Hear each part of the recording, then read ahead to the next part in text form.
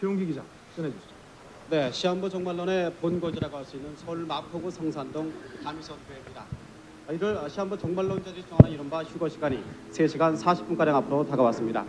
지금 이 시간에도 이곳 교회 주변에는 이른바 공중 들림을 기대하는 신도들이 속속 도착하고 있습니다. 이곳 다미선 교회는 오늘 오후 7시부터 신도들이 모이기 시작했습니다. 그래서 이 시간 현재 1,200여 명의 신도들이 이 건물 3, 4, 5층에 마련된 예배실에서 찬송을 부르며 휴거가 일어나기를 기다리고 있습니다. 이도 신도들은 잠시 뒤인 8시 반에 신도들의 예배실 입장이 끝나게 되면 장만호 목사의 설교를 듣고 마지막 예배를 올리게 됩니다. 이 시간 현재 교회 입구에는 남자 신도 20여 명이 배치가 돼서 교회 측이 나눠준 출입증을 달고 있는 신도들만 입장시키고 있습니다. 교회 주변에는 예배실에 입장하지 못한 신도들이 대형 TV 화면을 보면서 예배를 올리고 있습니다. 또 시한부 종말론 신도들의 가족들이 예배실 안으로 들어가려다가 신도들과 실랑이를 벌이는 모습도 눈에 많이 띕니다.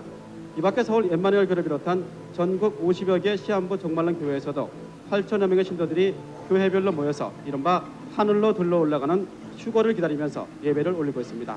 경찰은 이들이 주장하는 휴거가 불발될 경우에 집단 잠적 같은 돌발 사태가 일어날 것을 우려하고 있습니다. 경찰은 이에 따라서 교회 주변에 전경 16개 중대 2천여 명과 구급차, 소방차 등을 배치해놓고 만일의 사태에 대비하고 있습니다. 지금까지 다미선교회에서 SBS 최웅기입니다.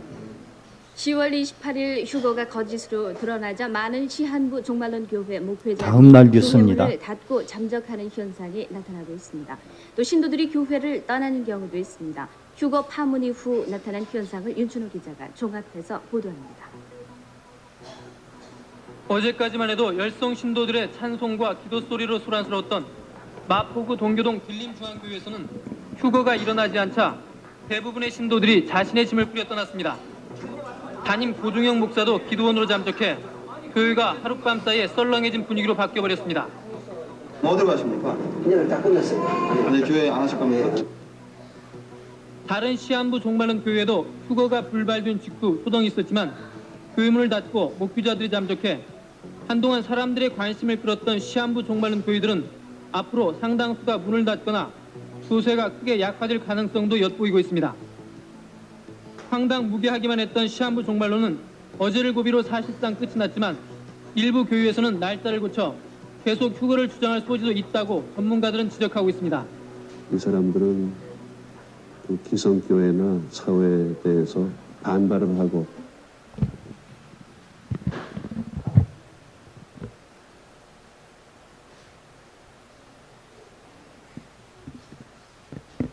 뭐 대부분 성도님들 오래전에 봤던 거죠. 근데 요즘 청년들은 처음 보는 거 아닌가요? 예.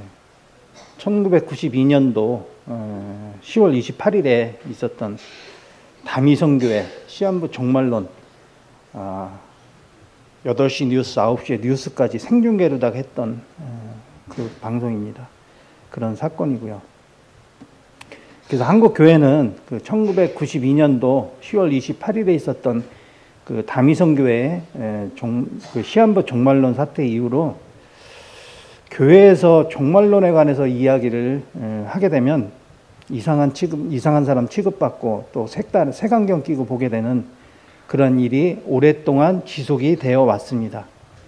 그러니까 어떻게 보면은 종말론이 봉인되어 있었다고 봐야 할 것입니다. 그렇지만 성경에 기록된 그 마지막 때 일에 관한 이 말씀은 옳게 바르게 분별하고 알아야 하는 것은 우리 그리스도인으로서 당연한 일이라고 생각을 합니다. 물론 뭐 마지막 날에 대해서는 하나님만이 아신다고 말씀을 하셨지만 그 징조에 대해서 주님께서 다시 오실 날의 징조에 대해서는 분명하게 말씀을 해주셨기 때문에 우리는 그 마지막 때 그 날에 대한 분별은 있어야 하는 것입니다. 왜냐하면 그 모든 말씀들이 다 우리에게 주신 것들이고 그 가운데 하나님께서 정하신 그 타임라인이기 때문에 그렇습니다. 그래서 오늘은 휴거와 관련해서 말씀을 드리려고 하는데요. 성경에 휴거라는 말은 없죠. 그 단어는 없습니다.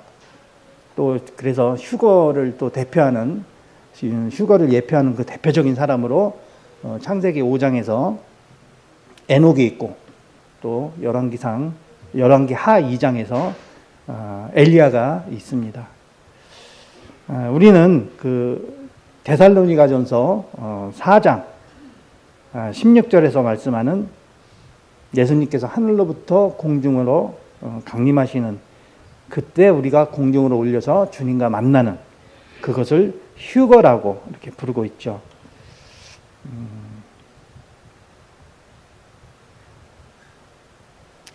데살로니가전서 4장 16절 주께서 호령과 천사장의 소리와 하나님의 나팔 소리로 친히 하늘로부터 강림하시니. 그럼 휴거를 이제 말씀드리기 전에 휴거가 있게 되는 그 과정 중에서 다니엘의 70일에 그리고 7년 환난을 먼저 간략하게 말씀을 드리도록 하겠습니다. 70일에는 다니엘서에 나오죠. 먼저 다니엘서 9장 2절을 보면 그 통치 원년에 나 다니엘이 책을 통해 여호와께서 말씀으로 선지자 예레미야에게 알려주신 그 연수를 깨달았나니 곧 예루살렘의 황폐함이 70년 만에 그치리라 하신 것이니라. 이 다니엘이 예레미야서를 읽으면서 예루살렘의 그 황폐함이 70년 만에 마칠 것이라는 말씀을 깨닫게 됩니다. 그리고 다니엘은 기도를 하면서 천사 가브리엘을 통해서 하나님께서 정하신 그 70일이라는 계시의 말씀을 받게 되죠. 이 70일에 다니엘의 70일에는 하나님께서 이스라엘을 위해서 세상의 끝을 70일이라는 기한으로 정하셨다는 것입니다.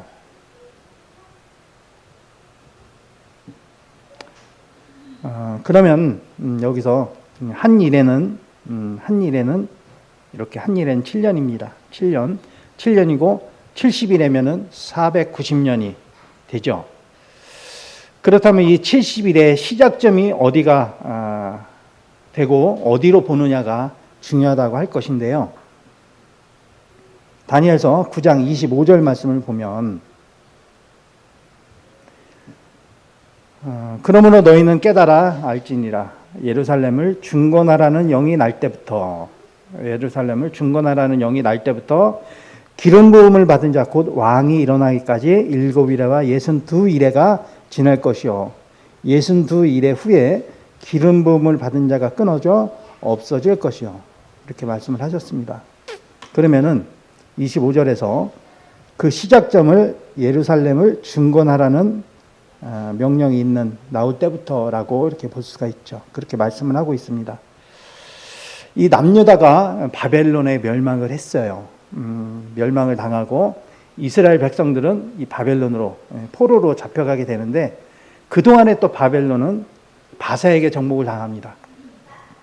그러면서 이제 바사의 고레스 왕이 이스라엘 백성들을 귀환하도록 하는 유대 민족 역사에 있어서 아주 중대한 그런 사건이 있게 되는데요. 그 포로의 귀환은 3차례에 걸쳐서 있게 됩니다.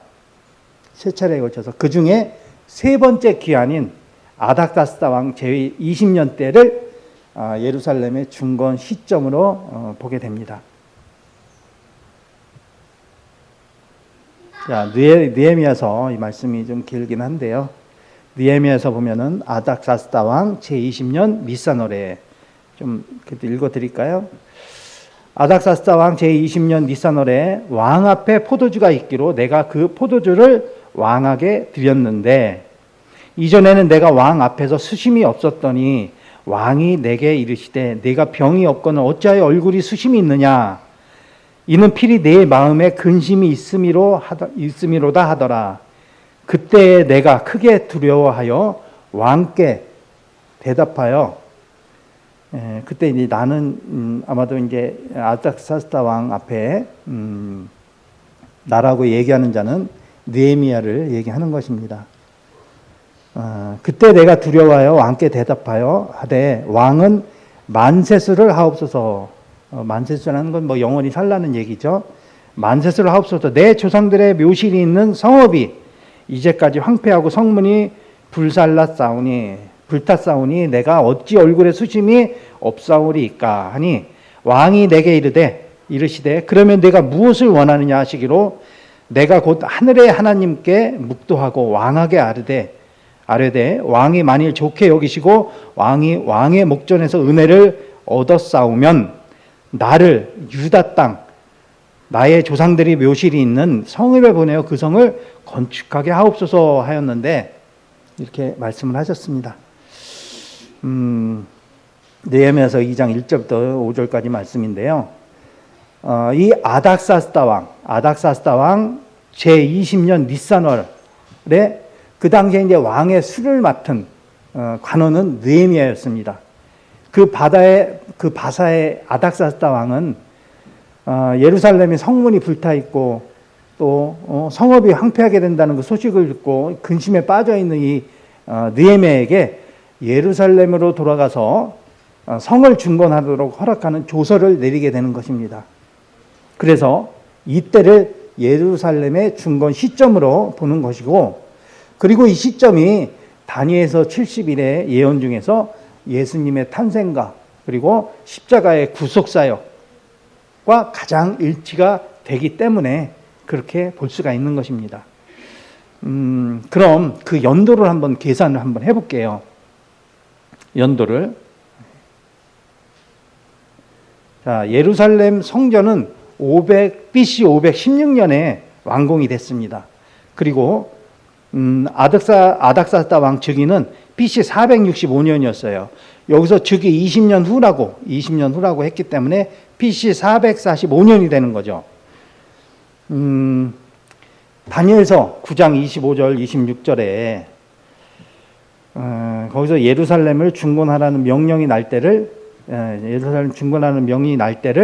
70일의 시작점으로 보고 기름 부음을 받은 자 곧 왕이 일어나고 또 일어나서 67일에와 62일에가 지나고, 그러니까 그 후에는 기름 부음을 받은 자가 끊어져 없어질 것이며 이렇게 말씀을 하고 있죠. 한 일회를 7년으로 보면 7일에는 49년입니다. 그리고 62일에는 한 일에는 7년, 그 다음에 7일에는 49년이죠. 77에 49. 그 다음에 62일에는 434년이 됩니다. 그러면 69일에는 이 7일에와 62일에를 합친 69일에는 483년이 되는 것이죠. 그렇다면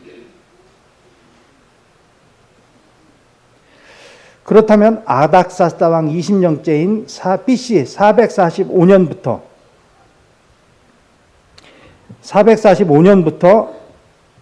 기름 부음을 받은 자가 나타나 끊어져 없어지는 예수님의 십자가 사역을 말하는 69일의 후죠. 그러니까 이때가 483년 후니까 BC 445년 후에 483년 이후에는 자, AD 38년이라는 계산이 나옵니다. AD 38년. 그런데 예수님께서는 공생애를 3년 반을 하시고 십자가에서 피 흘려 돌아가셨을 때의 나이를 33세로 우리가 보고 있죠. 그러면 AD 33년이 돼야 되잖아요. 근데 여기에 오차가 생깁니다. 지금의 2026년이라는 그레고리력은 1582년에 그 교황인 그레고리 5가 13세기 이전 BC 46년부터 사용하던 그 율리우스력, 그 이전에 사용하던 율리우스력을 개정을 해서 1년을 365일로 계산을, 지금의 365일로 계산을 한 태양력입니다. 태양력. 자, 태양력인데, 그렇지만 그 당시는 그레고리력과 율리우스력 이전에는 1년의 기준이 360일이었어요. 그걸 확인할 수 있는 말씀이 있습니다. 자, 여기 창세기 7장과 8장 말씀에서 노아의 방주 때 물이 150일 동안 땅에 넘친 것과 150일 후에 물이 줄어든 것을 말씀을 하고 있습니다. 5개월을 얘기를 할 때 이때도 계산해보면 30일이라는, 한 달에 30일이라는 계산이 나오고, 한 달에 30일이면은 12개월이면 1년이면 360일이 되는 거죠. 그 다음에 요한계시록 11장에서 7년 환란 후 3년 반 때 적그리스도가 거룩한 성을 짓밟는 42달. 자, 42달.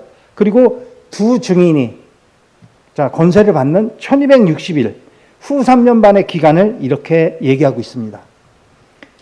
1260일을 42달로 나누게 되면은 30일이라는 계산이 나오죠.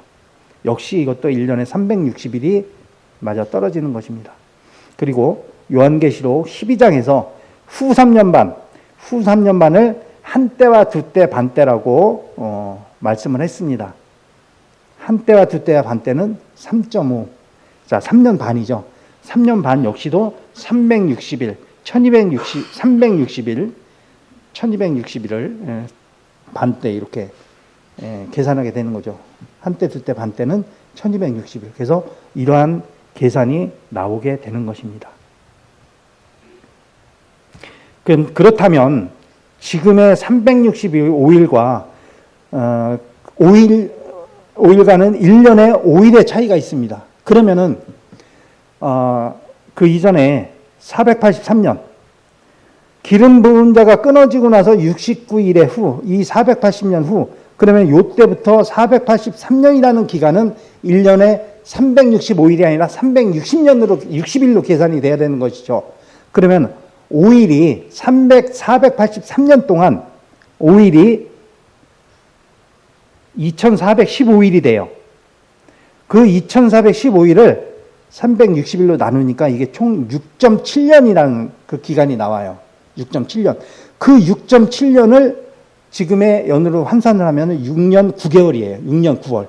6년 9개월. 그러면 38년, 아까 다 계산하고 떨어지는 게 AD 38년이라고 나왔잖아요. 그럼 여기서 6.7년을 6.9월이죠. 6년 9월을 빼면은 31년 3월이 나오게 돼요.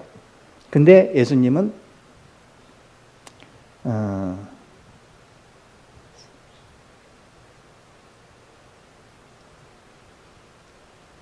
30세 때 자, 그리고 31년 3월이 나오죠. 그리고 여기서 이제 보이지 않는 1년이 있는데요. 우리가 기원전 1년부터 따지게 되면 기원전 1년 그다음에 0이 아니고 이렇게 기원후 1년 이렇게 넘어가는 게 아니죠. 원래 그러니까 기원전 444년에서 기원후 1년까지는 444년이 아니고 445년이 됩니다. 네. 그러니까 숨어 있는 1년이 있는 것이죠. 그렇게 따지게 되면은 440년. 그래서 1년이 포함이 빠져야 되는 거예요. 31년 3월에서 1년이 빠져야 되면은 30.3월이 30년 3월이 계산이 나오게 되는 거예요.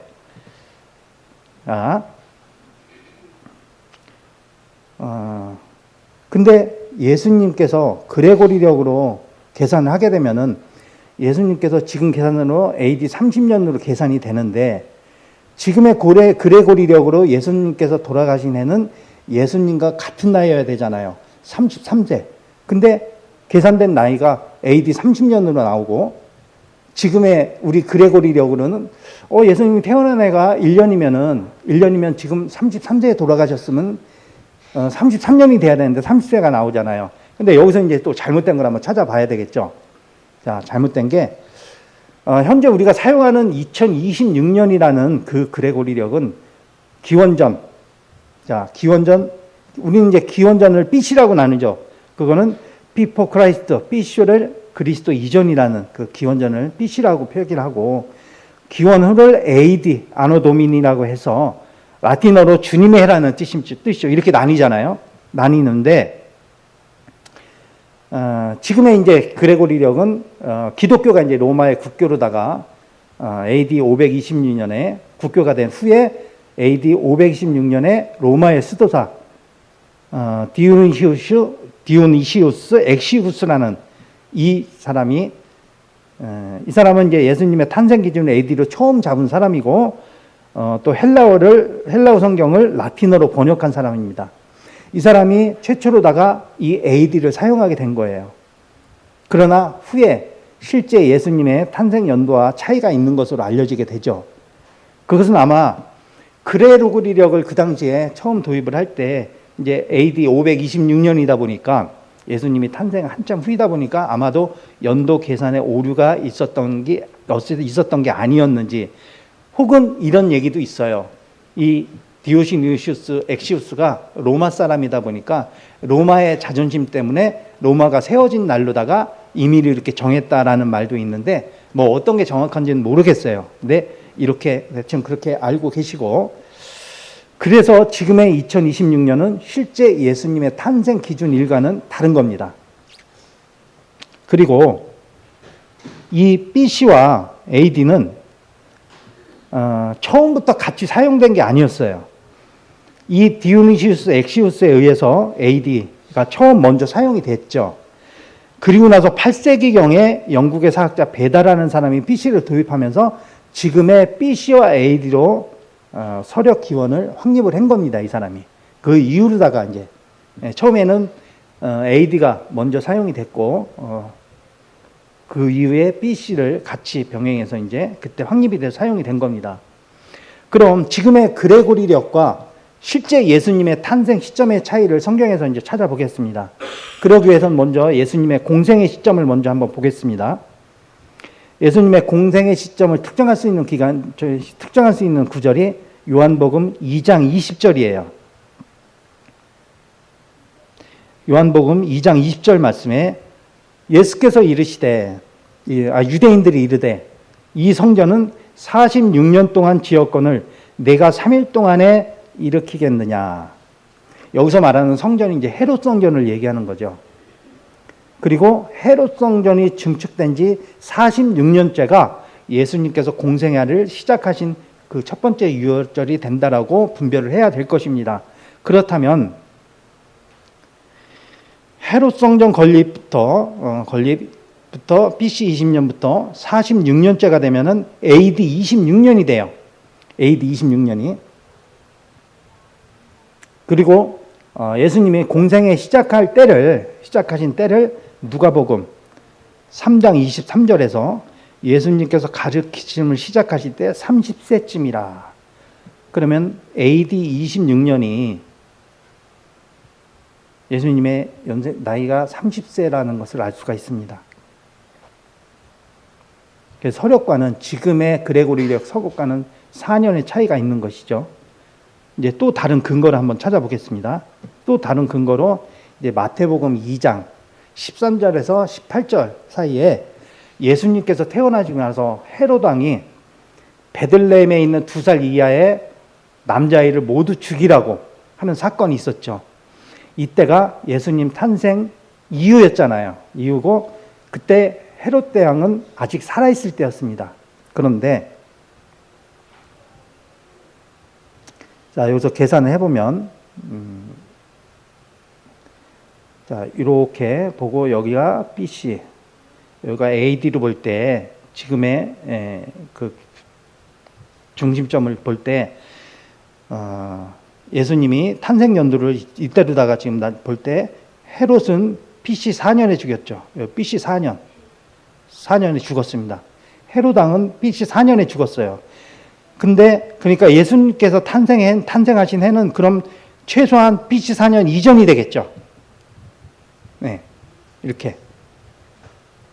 그래서 AD 26년에 공생애를 시작하신 것이고 그때 예수님께서 30세가 되셨다는 것이 확인이 되는 것입니다.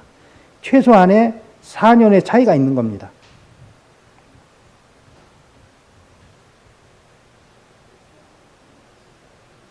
그래서 예수님의 실제 탄생일은 BC 4년 이전. 그래서 예수님께서 3년 반의 공생애 이후 십자가에서 돌아가시고 부활 승천하신 때가 33세 무렵으로 알고 있기 때문에 이때는 지금의 그레고리력으로 AD 29년에서 30년이 된다는 개선이 나오게 되는 것입니다. 그래서 2026년을 예수님의 탄생하신 그 4년 뒤를 기점으로 잡은 것이다. 그래서 예수님의 탄생은 BC 4년 이전이다라고 정리가 되는 것이 맞는 것입니다. 그럼 이제 다시 다니엘서 다니엘 70일에로 이 70일의 말씀으로 돌아가겠습니다. 70일의 중에 69일의 말씀은 예수님의 십자가 사역에서 완성이 성취가 됐습니다. 이제 남은 건 한 일이에요. 그래서 예수님께서 돌아가신 뒤에 하나님의 시계는 멈춰진 것입니다. 그리고 마지막 한 일회가 남은 것이죠. 이 마지막 한 일회를 7년 환란이라고 말하는 것입니다. 이 7년 환란은 적그리스도가 최악의 발악을 하는 인류 역사상 전무후무한 대재앙이 될 것이라고 말씀을 하고 있습니다.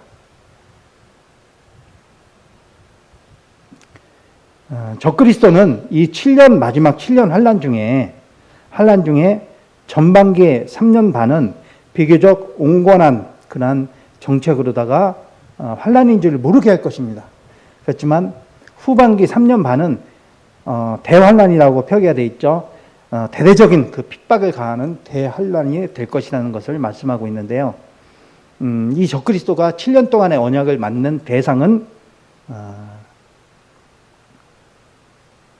여기서 말씀하고 있는 다니엘서 9장 24절에서 말하는 내 백성과 내 거룩한 성을 위하여 이른 이래를 기한으로 정하였으니, 여기서 내 백성은 유대인을 말하는 것입니다. 다니엘이 속한 내 백성은 유대인. 정확하게 얘기하면 바벨론 포로로 잡혀온 남유다 백성. 그렇죠? 그래서 우리는 이스라엘을 주목하는 것이고, 이스라엘은 7년 환란의 주인공이고 그 종말의 시간표가 된다고 볼 수 있는 것입니다. 자, 우리는 그 인류의 역사를 이렇게 그리스도의 관점에서 이 시대를 관점을 나눠서 보면 크게 이렇게 보겠습니다. 아담부터 아브라함까지 2000년은 이때는 유대인이나 이방인의 그 개념이 존재하지 않는 인류 전체의 시대죠. 그 다음에 아브라함의 손자 야곱부터 우리 주님의 공생의 이전까지 이때를 이스라엘 시대라고 볼 수 있습니다. 또 유대인의 시대라고 기도 할 수도 있겠죠. 이 두 번째 2000년인 이스라엘 시대의 끝에 예수님께서 육신을 입고 오셨지만 유대인들은 예수님을 메시아로 받아들이지 않고 거부를 합니다. 그래서 이 복음은 이방인에게 넘어오게 되죠. 정확히 말하면 이방인 전체가 아니라 예수님을 메시아로 믿는 이방인, 그리스도인, 즉 교회에 넘어온 것입니다. 교회에. 그래서 세 번째 2000년은 이 교회 시대인 것입니다. 이 교회 시대가 끝나면 자, 공중강림인 휴거가 있는 것이고, 이때 7년 환란이, 그리고 우리 그리스도의 예수님의 지상재림, 그 이후에 천년왕국이 있는 것으로 이렇게 볼 수가 있는 것이죠. 여기 교회 시대를 2000년으로 이렇게 표기한 것은 교회 시대의 2000년 후에 예수님께서 다시 오실 시기로 예측을 해서 이렇게 2000년으로 표기를 한 겁니다. 그래서 이 7년 환란의 대상은 이스라엘입니다. 이스라엘. 그리고 이때는 이스라엘의 회복의 시간이라고 말씀을 하셨습니다. 우리 교회는 예수님의 신부라고 하셨죠. 이 신부, 우리 교회는 7년 환란에 참여하지 않고 그 전에 주님께서 공중에서 오실 때, 공중에서 공중강림하실 때 휴거돼서 이 공중에 혼인식에 참여할 것이라고 말씀을 하셨습니다. 데살로니가전서 4장 16절 17절에 휴거를 말씀하는 말씀입니다. 주께서 호령과 천사장의 소리와 하나님의 나팔 소리로 친히 하늘로부터 강림하시리니 그리스도 안에서 죽은 자들이 먼저 일어나고 그 후에 우리 살아남은 자들도 그들과 함께 구름 속으로 끌어올려 공중에서 주를 영접하게 하시리니 그리하여 우리가 항상 주와 함께 있으리라. 그러므로 이러한 말로 서로 위로하라. 이 살아있는 성도들은 구름 속으로 끌어올려 공중으로 올라가는 이 사건이 바로 휴거라고 말씀을 하는 것입니다. 어떻게 보면 상상만 해도 너무 가슴이 벅찬 일이죠.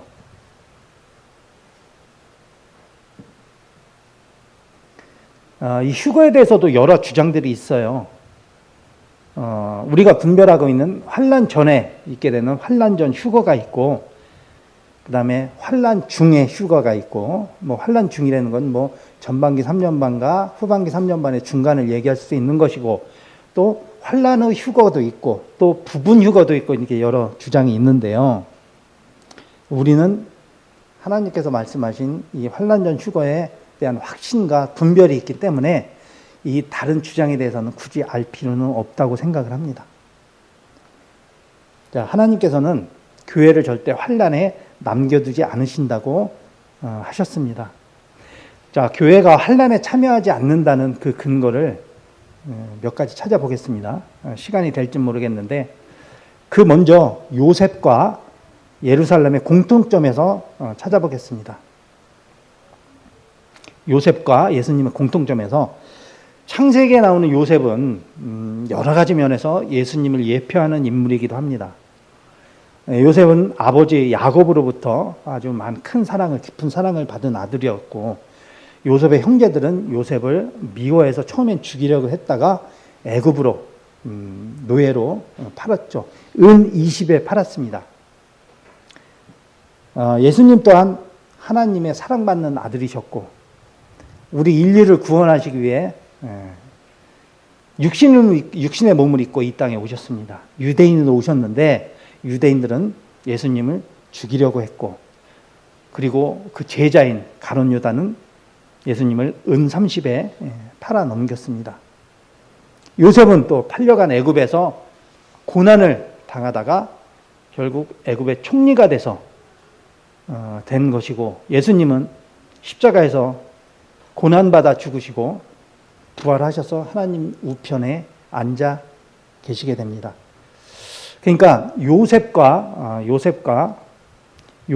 예수님의 공통점은 모두 형제와 동족에게 미움을 받아서 버림을 받은 후에 영광을 받고 또 구원자로서 역할을 하게 됐다는 건데요. 이제 요셉은 애굽과 가나안 땅에 덮친 그 7년 기근과 흉년에서 형제들과 아버지 야곱을 구원하는 구원자가 됐습니다. 여기서 이 7년의 기근과 흉년은 7년 환난을 예표하는 사건이기도 하고요. 그런데 여기서 흥미로운 게 있습니다. 근데 여기서 흥미로운 건 이 7년 기근 전에 7년의 풍년이 있고 그 후에 7년의 기근이 있기 전에 요셉은 애굽 사람 오네 제사장 보디베라의 딸 아스낫과 결혼을 한다는 겁니다. 자, 창세기 41장 44절과 45절에서 바로가 요셉에게 이르되 나는 바로라. 애굽 온 땅에서 내 허락 없이는 수족을 놀릴 자가 없으리라 하고 그가 요셉의 이름을 사브나빠 네아라가 하고 또 오네 제사장 보디베라의 딸 아스낫을 그에게 주어 아내로 삼게 하니라. 자, 여기 요셉이 아스낫과 결혼을 하게 됩니다. 그러니까 7년 환난 전에 요셉이 7년 기근을 겪기 전에 이방인 신부 아스낫과 결혼을 하면서 그 이방인인 아스낫을 대기근에서 보호하게 되는 그런 말씀을 하는 것이죠. 자, 고린도 후서 11장 2절에서 사도 바울은 예수님을 믿는 교회를 그리스도의 신부로 이렇게 말씀을 하셨습니다. 교회는 그리스도의 신부입니다. 그런데 그러니까 교회는 그리스도의 신부이고 유대인들이 예수님을 거부함으로써 이제 복음이 이방인에게 넘어가서 현재 교회 다수는 사실 이방인이 아닌 유대인이 아닌 이방인들이죠. 그리고 유대인은 7년 환란을 통해서 예수님을 지금은 거절을 하고 거부를 하고 있지만 7년 환란을 통해서 유대인들은 예수님을 메시아로 영접하게 되고 구원받게 되는 것이 그 요셉의 형제들이 이스라엘 7년 흉년에서 요셉으로 인해서 구원받게 되는 것과 같은 패턴으로 봐야 될 것입니다. 그런데 특별히 요셉의 아내인 이방인 아스낫은 7년 흉년 전에 기근 전에 요셉과 결혼을 하면서 그 대기근의 고통을 겪지 않고 구원을 받는다는 것. 우리가 7년 환란 전에 이방인 신부가 먼저 구원받고 이스라엘은 대환란을 거치면서 구원을 받게 된다는 겁니다. 그리고 이 말씀이 긴데 이 말씀을 전하다가 끝날 것 같습니다. 우리가 전에도 가나안 혼인잔치를 영화를 봤습니다. 교회가 환란에 참여하지 않는다는 그 또 다른 근거로 고대 유대 사회의 결혼 풍습에서 찾을 수가 있는데요. 이 고대 이스라엘의 결혼 풍습을 이렇게 7단계로 나누어서 보게 됩니다. 이 안에 하나님의 구원 계획의 타임라인을 좀 더 구체적으로 알 수가 있는데요. 이 첫 번째는 청혼 단계입니다. 신랑의 청혼 단계. 결혼을 원하는 예비 신랑은 예비 신부의 부모를 찾아가서 청혼을 합니다. 이것은 예수님께서 신부인 우리 교회를 이 땅에 오셔서 영생의 길로 인도하는, 초대하는 것을 표현하는 거죠. 그 다음에 두 번째로 신랑의 지참금 지급입니다. 이 단계. 예비 신랑은 이제 예비 신부의 부모님한테 결혼 승낙을 위해서 신부의 몫으로 상당한 액수의 지참금을 지불합니다. 이것은 예수님께서 신부인 교회를 위해서 십자가에서 모든 피를 쏟으신 것과 같지요. 그 다음 세 번째는 신부의 허락입니다. 그리고 신랑의 선물. 지참금을 지급한 다음에 예비 신랑은 예비 신부에게 포도주를 한 잔 따라주고 예비 신부는 그 포도주를 마시면서 결혼을 승낙하는 것으로 약혼이 성립이 되는 것입니다. 이것은 지금의 교회 시대가 주님과의 약혼식 시대를 살고 있다는 것으로 분별할 수 있는 것이고, 이후에 신랑은 이제 신부에게 선물을 주게 되는데, 이러한 모습은 우리들이 예수님을 마음과 입으로 영접을 하고 예수님의 성령의 선물을 예수님께서 성령의 선물을 주신 것과 같은 의미라고 볼 수 있는 것입니다. 네 번째로 신랑이 돌아올 것을 약속하는 단계입니다. 신랑의 약속. 이제 신랑은 모든 것이 다 준비되면 신부를 다시 데리러 오겠다는 그 약속을 하고 아버지 집으로 떠나게 됩니다. 그리고 두 사람이 살아갈 보금자리를 그 집에 짓게 되죠. 이 모습은 요한복음 14장 2절 3절에서 말씀하고 있습니다. 거처를 예비하러 가노니, 거처를 예비하면 내가 다시 와서 너희를 내게로 영접하여 나 있는 곳에 너희도 있게 하리라. 거처를 예비하면 다시 오게 하시겠다고 약속하신 말씀과도 같은 것입니다. 자, 다섯 번째로 신부와 들러리들의 준비 단계입니다. 약혼 기간은 보통 1년에서 2년 정도인데, 이 기간 동안 신랑을 맞이하기 위해서 신부와 들러리들은 준비를 하는데 항상 준비를 하고 있어야 합니다. 이것은 교회가 밤에 도적같이 다시 오실 신랑을 맞이하는, 예수님을 맞이할 준비를 하는 것과 같은 것이죠. 여섯 번째로 혼인 예식 및 혼인 잔치 단계입니다. 신랑이 집을 다 만들고 이제 아버지의 허락이 떨어지면 신랑은 신부를 데리러 가죠. 그 영화 보셨을 때 그 상황을, 그 장면을 기억하세요? 네? 가만히 있다가 아버지가 갑자기 이제 가라, 고! 하니까, 그렇기 때문에 그 모든 주관은 아버지 하나님께 있기 때문에 그 시점은 모르고 있는 것이죠. 그래서 신랑은 신부를 데리러 갑니다. 그리고 신부의 집에 도착을 해서 신랑의 들러리들이 뿔나파를 불면서 신랑이 왔다는 그 사실을 알리게 되죠. 이것이 데살로니가전서 4장 16절 17절 말씀입니다. 주께서 호량과 천사장의 소리와 하나님의 나팔 소리로 친히 하늘로부터 강림하리니. 자, 구름으로 끌어올려 공중에서 주를 영접하게 되리라.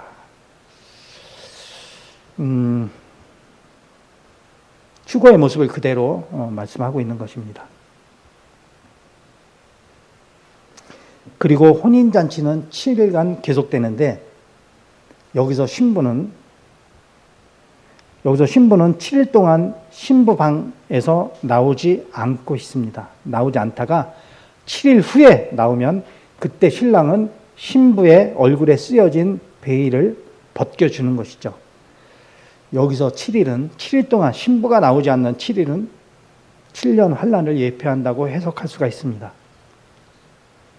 이렇게 예수님의 신부되는 교회는 환란 전에 휴거가 돼서 7년 동안 하늘의 처소에서 주님과 함께 공중 혼인 예식을 열게 되고 그 7년 환란이 지난 후 7년 공중 예식이 끝난 후에 신랑은 신부와 함께 참여한 하객들에게 나와서 모든 사람들에게 공개를 하면서 본격적인 어린 양의 혼인 잔치를 열게 됩니다.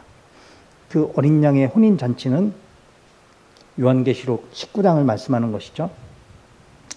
자, 여기서 시간이 1분 남았는데요. 여기서 간단하게 운만 띄워드리고 마치도록 하겠습니다.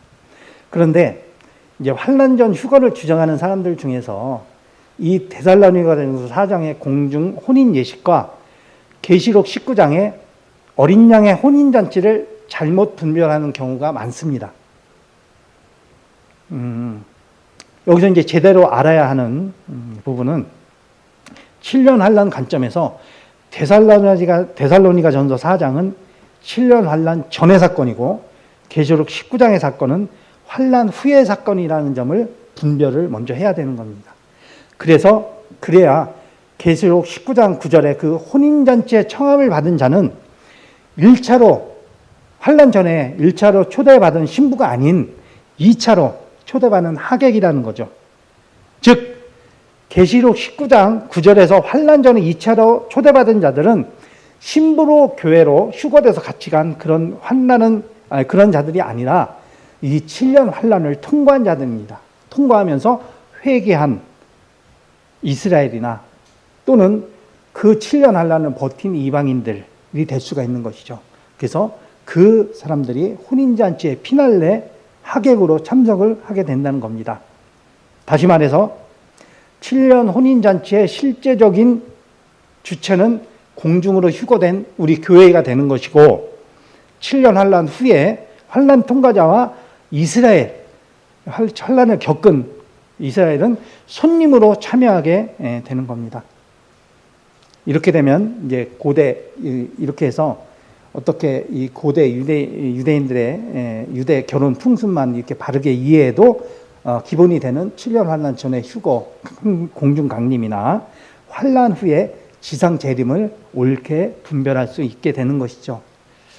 그래서 이 말씀까지 마치고 끝내겠습니다. 이런 점에서 데살로니가전서 4장 말씀처럼 환란 전에 휴거된 성도들이 공중에서 열리는 결혼식은 정확하게는 공중 혼인 예식이라고 부르는 게 맞는 것이고 계시록 19장 말씀에서 7년 환란 후에 환란을 통과한 성도들이 전체적으로 참여하는 사건은 어린 양의 혼인 잔치라고 이렇게 부르는 것이 올바른 표현입니다.